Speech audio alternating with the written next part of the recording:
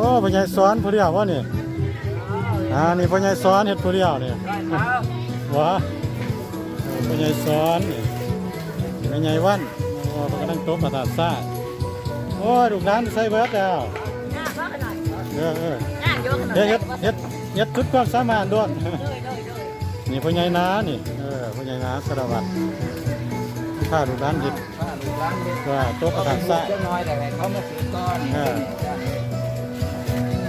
วันมาหลายกล้องแล้วท่านเอาอะไรก็เอาโอ้ผู้ร้ายมันก็เห็นป้ายจ้าเฮ็ดงานเลยตี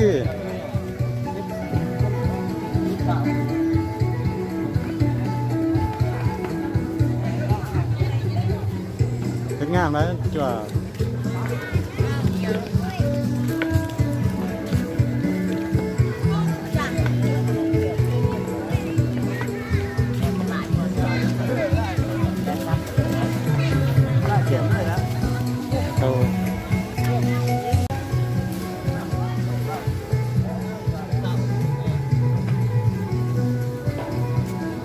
ตอนนี้พอไม่ออกกำลังท่ากันเป็นกองประทานซ่าเพื่อเป็นพุทธาบูชาธรรมบูชาสังฆบูชาในงานวิสาขาบูชาก็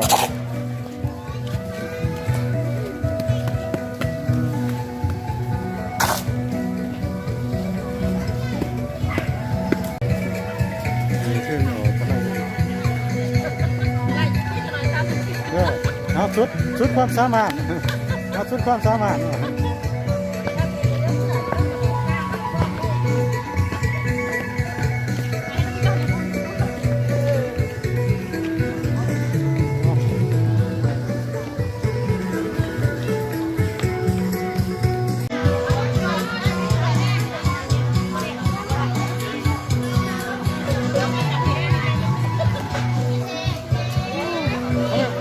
เดี๋ยวไฟขนาดเว้ยเดี๋ยวไฟขาวเดี๋ยว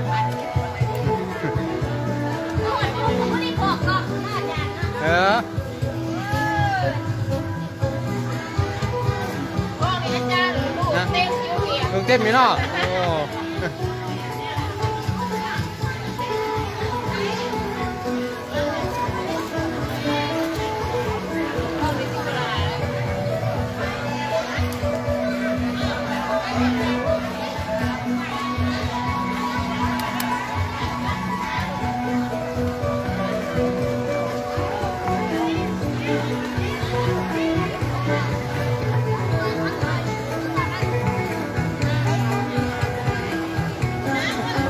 ก็เดี๋ยวเราจะขามหอดหรืออาจารย์โอ้กากไก่กากประเด็นข้ามน้อยกันที่นานี่ยันได้ลูกเคยแล้วยันมารุ่นแล้วจะมาเลี้ยงเนาะเอาคักได้เลี้ยงก่อยที่ยังสั่งใช่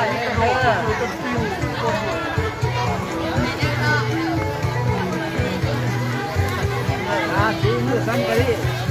เด้อญาติวันมองเลี้ยงเขามองเลี้ยงเขากระโดดพ่อเป็นพันยาทาน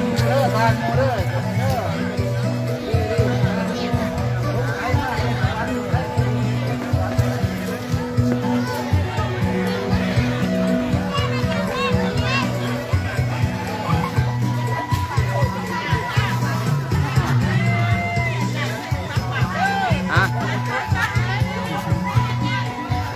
เดี๋ยวบอกนะไม่เดี๋ยวบอกหันคุณเจ้าหัน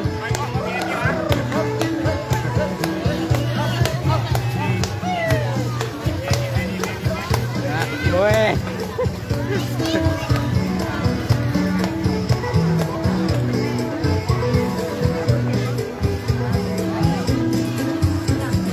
เดี๋ยวบอกกล้องนี่โอ้ ไม่เอียดต้องขึ้นขนาดเว้ย โอ้ยข้างถนนมันจะจ้างข้างมันจะไทยมันจะทำ โอ้ แล้วโอ้ยการจ้างข้างอะไรน้ำสองกระทัน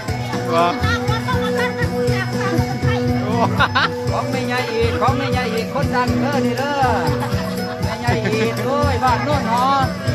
ดังกมูจัดกันอยู่บนไหนกับเป็นดังกมูเลย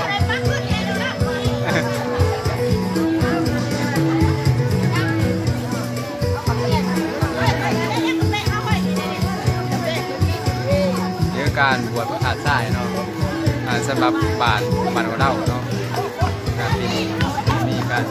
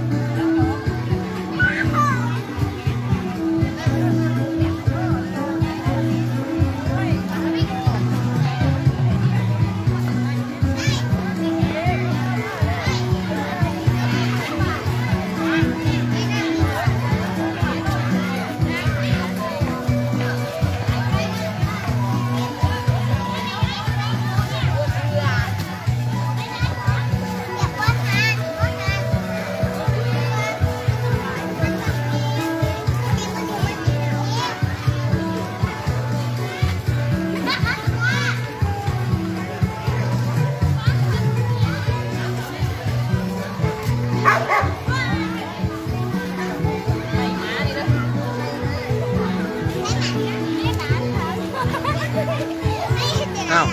ตาดูดมัน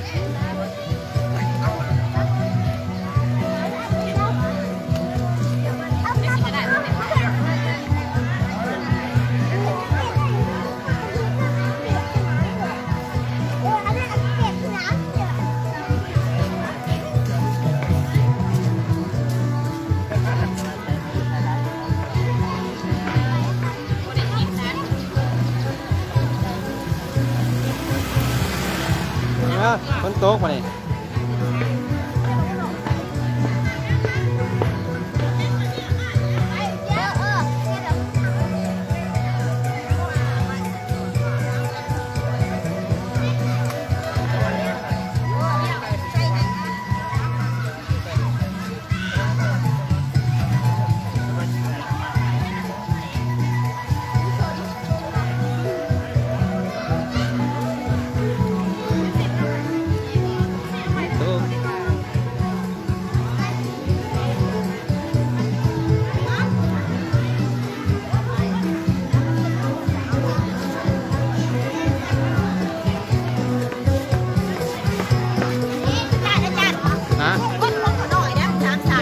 แนน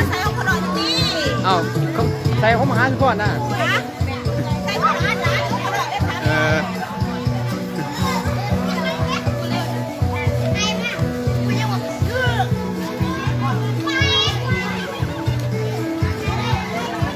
对对对对个你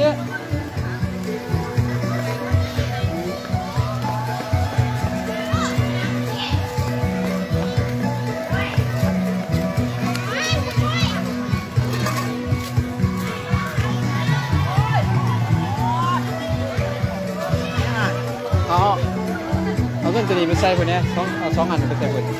ตัวไปซ้ายไม่ใส่อ่ะเขาไม่อย่างนี้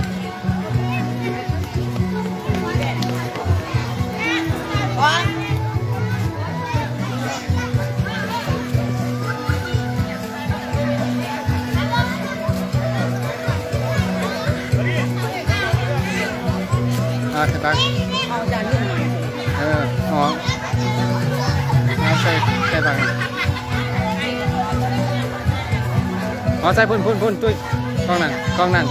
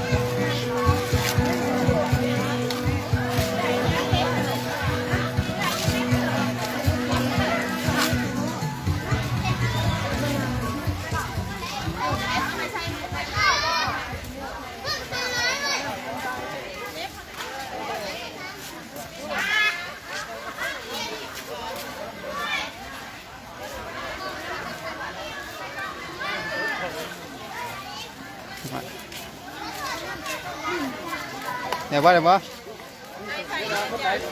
อ่ะนี่ปักอยู่แล้วนี่ปั้นอะไรปักอะไรเวิร์ด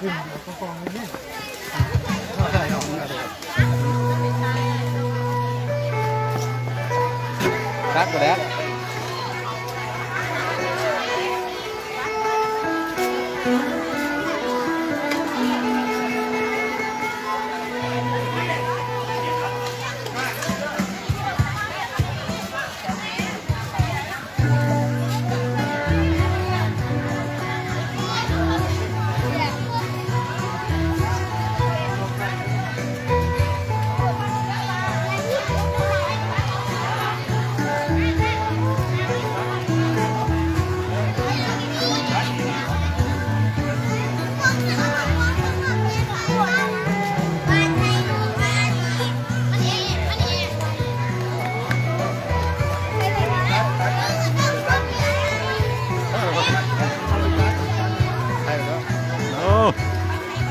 คนนะเบิ่ง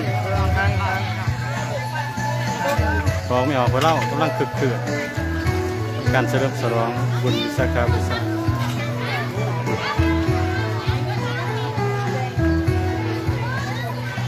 อันนี้ขึ้นไม่ออกเอียดพักมันครบพักให้มันครบองค์เด้อ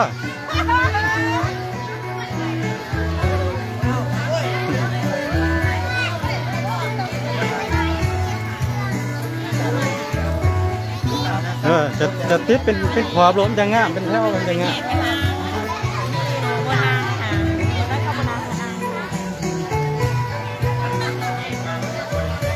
โอ้เนี่ยของดูร้านงามเลยงามเลยนี่เดินก่อนงานนี้ก็เสียห้ำเสียเด้อนี่เด้อเสียประจำเหมือนเล่าเสียเงินอะไรเงินฟ้าหรอพ่อเสียฟ้าหอมแต่มันมีเครื่องใส่มีเครื่องนุ่งได้ฟ้าหอมพาหลานนี่พาหลานนี่ดังตึงโจ้เราพาคุณขาคุณแท้อย่างมากๆเราเต็ดผมจะง่ามคือหนาโยมอ๋อนี่รู้สั่งพอดีเต็ดต้นเลี้ยมันเตะเอาไว้ดีปฏิเสธเลยครับไว้ต้นเลี้ยต้องแทงต้นโจ๊กไหมเฮ็ดงามแล้วว่าจุริงเนี่ยให้ก็เลี้ยเฮ็ดก็เลี้ยก็คิวก็เลี้ยก็ไหนเด้อผมบอกเด้อจะทำมันเลี้ยจะทำมันเลี้ยจะทำมันสมบูรณ์เขาคิดว่าสมบูรณ์เขาถ้าเฮ็ดก็เลี้ยต้องการยังขาดก็เป็นส่วนเนาะคนโต๊ะให้หนึ่งคือว่าเด่นเป็นไฟได้หนึ่งถ้าหัวมันเป็นไฟก็ยังกว่านี้ได้ไม่ได้โต๊ะเดี่ยวไปเจริญพรไปผูกไปเที่ยงได้ตามที่น้ำมาไปได้มาใส่ได้แก่ไม่ถึงท้องแบบใหม่ต่างๆเจริญพรบ่อมาบ่อเข้าเอาโดยใส่ประสาททราย แต่ละก้องและแต่ละก้องแต่ละอันของหมอกขึ้นขึ้นกลางขึ้นใต้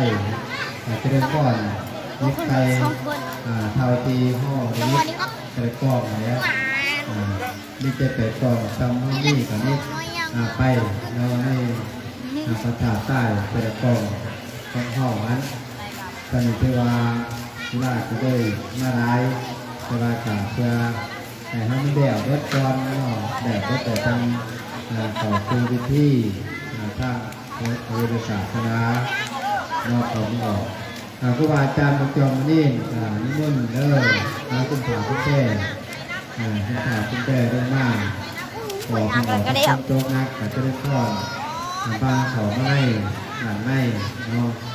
เพื่อถึงเศร้าก่อนเนาะเพื่อให้โต๊ะเดี่ยวถึงคนติดโต๊ะใครแต่ว่ามีปัญหาเด้อผมบอกเนาะถ้าโต๊ะเดี่ยวคนโต๊ะใครเดี่ยวแต่ว่าให้เดี่ยวเดี่ยวให้สำเร็จที่เข้าที่เข้าเหตุโต๊ะกองภาษาใต้นั่งจากกันทางมาต่อมาสู่วิธีทางวิทยาศาสนาเนาะนิมนต์เลิกครูบาอาจารย์เราเจียมอาบน้ำทาขึ้นป่าของแพร่ลงมาเราอาบน้ำแพร่ตุ้งกระโจทั้งแต่อาบน้ำมักิดนเนาะพากันด่างตุ้งด่างโจพากันเจียมโจลงมาคือน้ำที่ในการพอไปออกเข้าได้ทั้งเดี่ยวเนาะ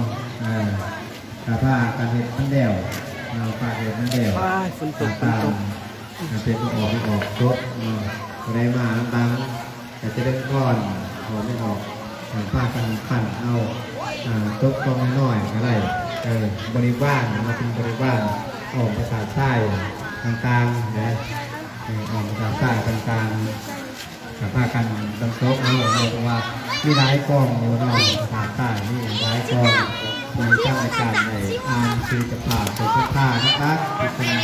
สาปัจจัยมาให้เอาโต๊ะเอาบุญรวมเต็มเราเข้ากับในต้องมาต้องแห้งตั้งคอไม่ออกคุณตาได้เป็นบ้านครับกำลัง